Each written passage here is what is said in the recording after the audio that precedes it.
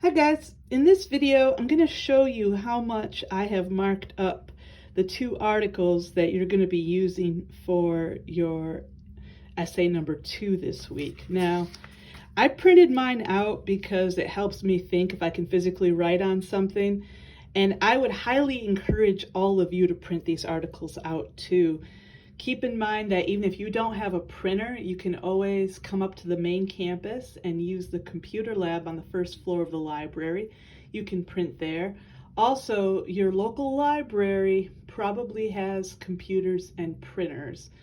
And if you don't have a library card, you should get one. It's a really good thing to have. Anyway, moving on. So I used my highlighters and my pens, and what I did as I went through was I highlighted anything I thought was interesting or important, and I wrote little comments on the side.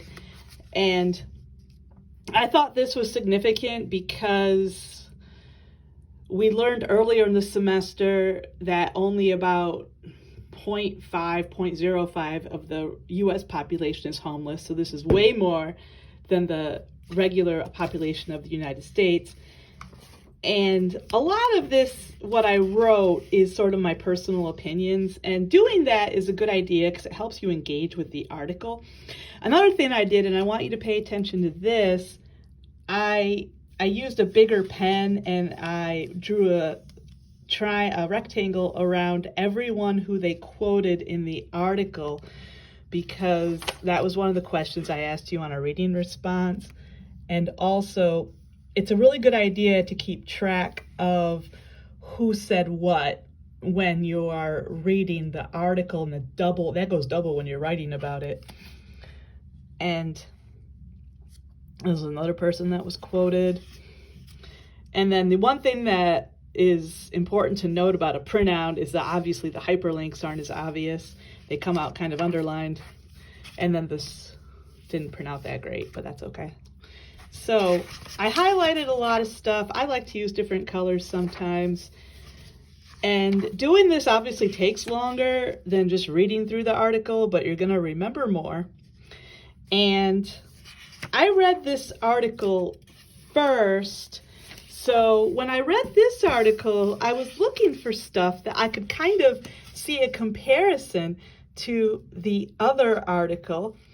And another thing I did was this article used a lot of acronyms. So as I came across them, I wrote them on the side because none of them were acronyms I was familiar with. I also noted this because, I don't know if you know this, but Anaheim is kind of in the greater Los Angeles area, and San Francisco is quite a ways north. I believe they are roughly 4 hours apart by car. And yeah, Michigan's a big state, but California is even bigger. I've been there. It kind of blows your mind. Anyway, I was looking for a lot of differences and overlaps with the other article. There aren't a whole lot, mostly because this article's pretty short. But up here, I had to write all these down because otherwise I wasn't going to keep track of them. When I write down acronyms, it helps me remember what they are, because what a lot of times authors will do is they'll mention an acronym once, like this. They'll say Homeless Outreach Team, HOT, and then they just kind of expect you to remember. Like down here they said APD. Well, if you go back to the first page, they tell you what APD is right here, and I shouldn't say they. I should say Marson. That's who wrote the article.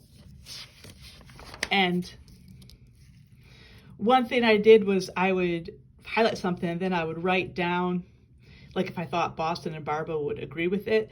And you might be wondering, how do you always remember who wrote the other article? Well, I'm going to show you something. This is my desk that I work at, and this is what I did right away. I wrote down our question that we researched and the titles of the articles, their authors, the dates they were published, and the periodical in which they were published.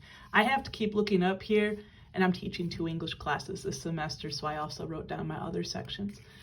And that really helped me keep track, and this might help you keep track too when you're working on your rough draft this week. And you can kind of see I did it through the whole article. And I hope that I probably should have done this a week ago, but if your articles don't look like this because you've been focusing on your midterm portfolio, they should look like this by the time you start sitting down to write down your rough draft. Okay?